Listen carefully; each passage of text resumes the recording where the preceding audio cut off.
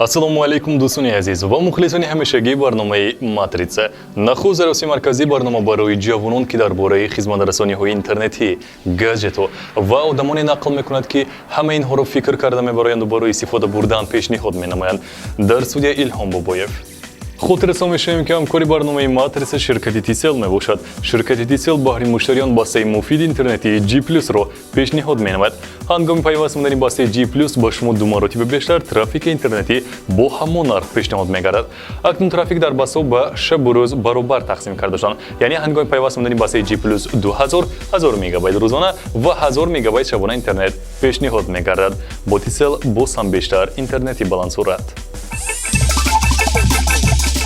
امروز در ماتریسا تیسل و کوکاکولا با سراسری تاجیکستان اتحادیه میکنند. راهگیری خط سیر زمین کیهان از 200,000 آغاز می شود. مصلحت های مفید اوید گرفتن سلفی صفتناک. با ماتریسا میشه آگاه و دائما در ترند باشد. با یخدان شناختن محصولات خوراکی را آموزانیدند. اینا بعد اختراعکاران یخدانی را آفریدند که محصولات خوراکی را از همدیگرش فرق کرده میتواند و اینچنین در وقت ضروری از مغازه خریدن یگان محصولات درکاری صحیحش را خبردار میسازد. دوستان، راهگیری خط سیر زمین و کیهان را میدانید چقدر میایستد؟ از 200 تا 300,000 دلار.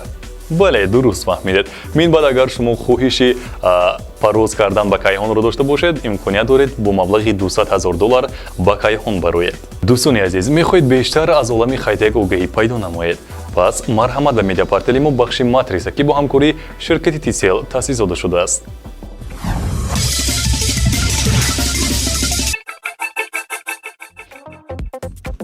تحقیقات ها نشان داده ایستادند که سفر در ماشین های رباتی گنانیده شده خطر گرفتاری بیماری بحری را بلند می نماید.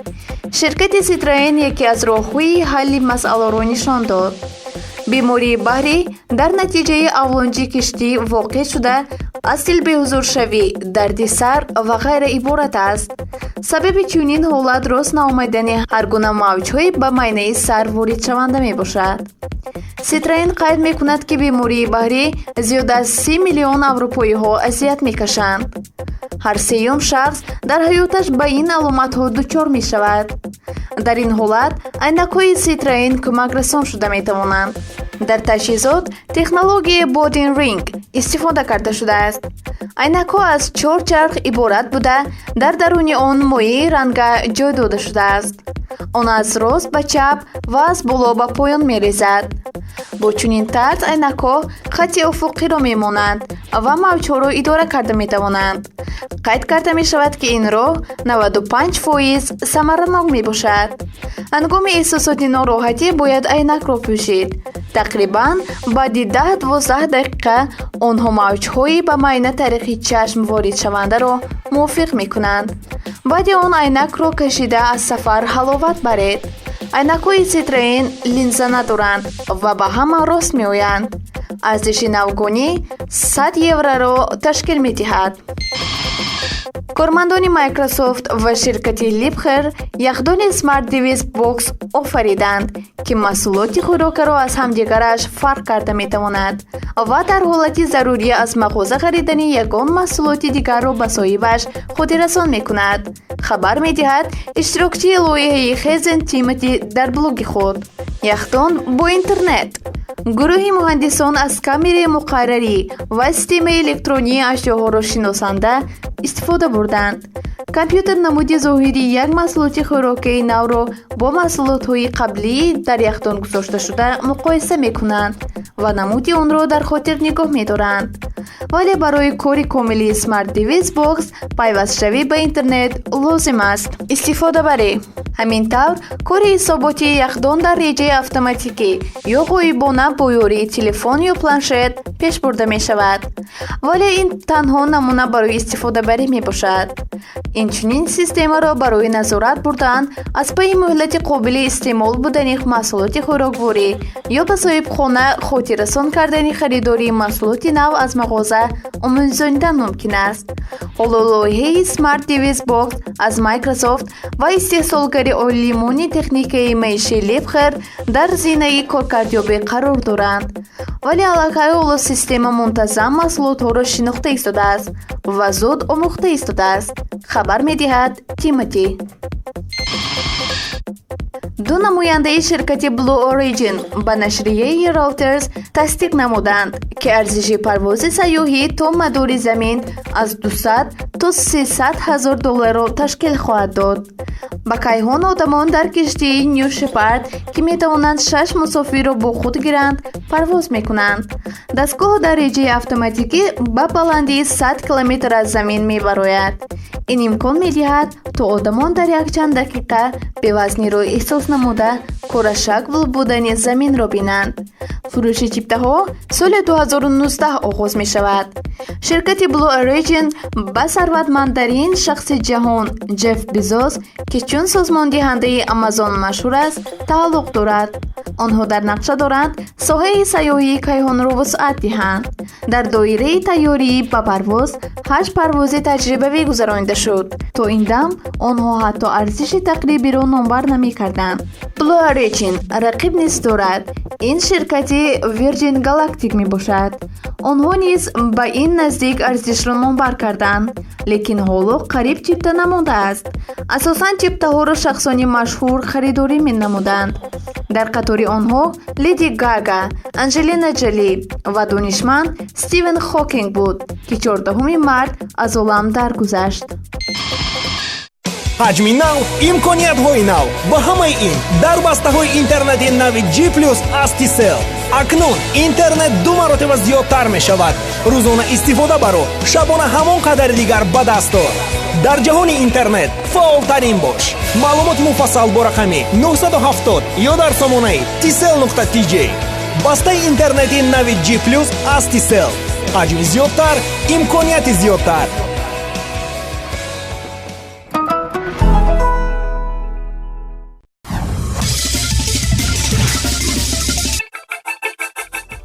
кадом калима дар ҷаҳон маъмул аст? оё медонед? англисҳо мешуморанд, ки ин калимаи self мебошад ва инчунин дар луғати Оксфордӣ низ дар ин бора маълумот оварда шудааст. оё шумо қоидаҳои гирифтани селфиро риоя мекунед? биёед бо ҳам дар ин бора маълумот мегирем.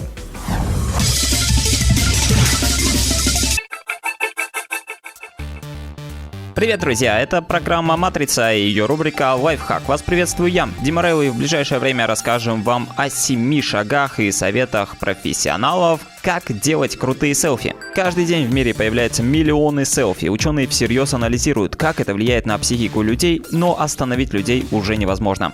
Разбираемся, как подходить к созданию автопортретов в нашем 2018 году. Первое. Главное – ваши эмоции. Портреты всегда выигрывают у простых фотографий, за редким исключением, если вы не крутейший фотограф, который развивает свой аккаунт.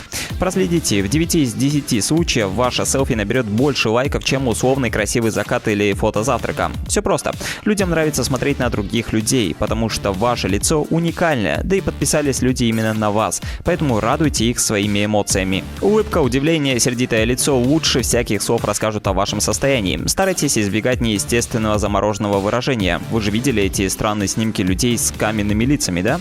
Проблема в том, что свои фотографии людям сложнее воспринимать. Если вы не модель, вряд ли из надменного лица выйдет что-то хорошее. Будьте естественны, если вам весело, улыбайтесь, если грустно, делайте грустное селфи. Также делайте селфи вместе с друзьями, родственниками, животными. Это всегда делает фотографии более интересными. Ну и не делайте губы уточкой, пожалуйста. Все-таки за окном 2018 год. А еще снимайте качественно. Кривые руки уже не оправдание. У вышедших за последний год смартфонов очень хорошие именно фронтальные камеры. Так что не размытые, с шумом, в плохом разрешении фотки никто не будет смотреть. Поэтому протрите камеру, проверьте настройки, выберите максимальный размер и качество файла. Смартфоны последних лет очень хороши. Можете доверить съемку своего лица режиму авто. Если фотографии все равно некачественные, задумайтесь о смене смартфона. Хорошие снимки стоят того. А еще следите за светом. Чем больше света, тем проще вашей камере сделать качественную фотку. Помимо этого, свет может падать под разным углом, и иногда, чтобы улучшить фотографию, достаточно повернуться на 90 градусов или наклониться. Избегайте съемок дома с верхним светом. Если все-таки приходится снимать с ним, старайтесь отойти подальше в угол комнаты. Попробуйте найти дополнительный свет или включите вспышку. Но если все-таки вы снимаете дома, то лучше подойдите к окну. Ну а если вы снимаете ночью в городе, то постарайтесь подойти к ярко освещенной витрине или фонарю. А еще помните, что есть фон. Чаще всего вы в кадре не один, и есть фон. Позаботьтесь о том, чтобы он был достойным, даже если весь смысл селфи в вашем лице. А то философский взгляд в будущее в захламленной квартире будет выглядеть глупо. Ищите красивые места для съемок или наведите, наконец, порядок. Снимайте несколько кадров, перемещая камеру. Попробуйте менять ракурс, чтобы фон казался интересней. Ну и будьте, пожалуйста, аккуратны, снимая селфи в проеме окна или на американских горках.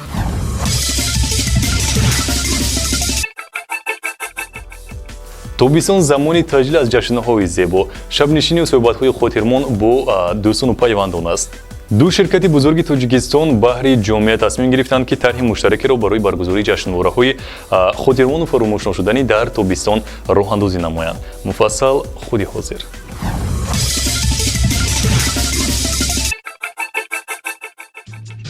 тобистон замони таҷлил аз ҷашнҳои зебо шабнишиниву суҳбатҳои хотирмон бо дӯстон вақти хурсандиву вуқӯи ҳодисаҳои аҷиб аст. ду ширкати бузурги Тоҷикистон ба хотири ҷомеа тасмим гирифтанд ки тарҳи муштаракеро барои баргузории ҷашнвораи хотирмону фаромӯшношуданӣ дар тобистон барои кулли тоҷикистониён таҳти унвони Tisalen Coca-Cola Fest роҳандозӣ намоянд. ҷашнвора таи ин муддат ба ҳама гӯшаву канори Тоҷикистон меравад ва ба ҳамватанонамон иди фаромӯшнашавандаро эҳдом мекунад. даври аввали он аллакай анҷом ёфта миқёси бузургу замони тӯлониро дар бар гирифт.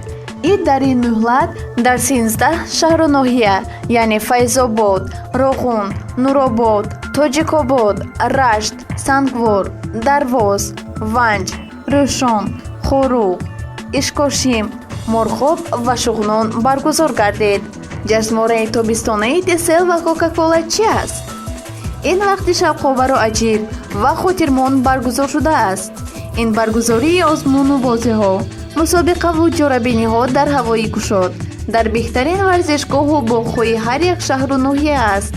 ин имконияти беҳтарин бо оила будан, замони дур аз мушкилоти ҳаррӯзаи корӣ будан аст.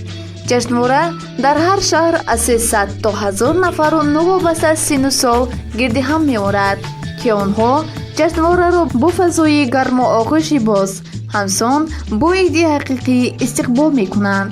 аз ҳама асосӣ сокинон дар ҷашнвора маълумотҳои муфид дар мавриди хизматрасонӣ ва пешниҳодҳои Tiselро ба даст меоранд.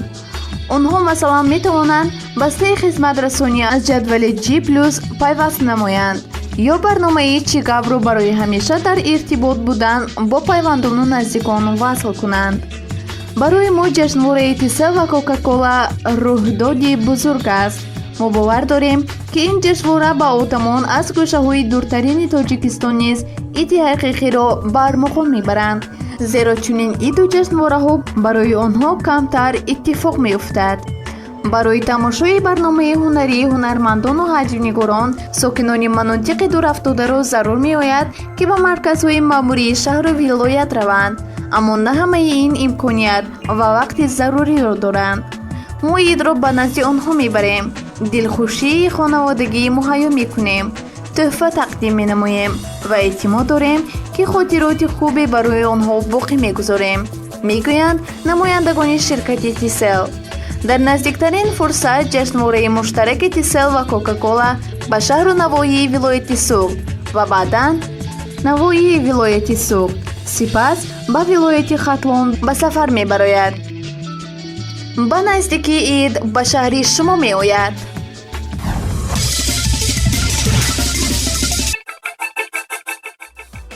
دوستان گرامی، در همینجا برنامه ماتریسا به پایان میرسد. اگر شما چیزی رو نفهمید و آن رو با اسمارتفونتون یا پلانشتتون ثبت کرده نتوانید راه افتاده نشوید. همه این معلومات رو شما میتونید تنها در مدیا پورتال تیروس www.tiros.org بخش ماتریسا که با همکاری شرکت تیسل تأسیس شده است تماشا نمایید و یا اینکه خوانید. بار دیگر خاطرتان می‌نماییم که همکاری برنامه ماتریس شرکت تیسل می باشد. شرکت تیسل بهره مشتریان بسته مفید اینترنتی جی پلس را پیشنهاد می‌نماید. هنگام پیوست نمودن بسته جی پلس به شما 2 مرتبه بیشتر ترافیک اینترنتی با همان نرخ پیشنهاد می‌گردد.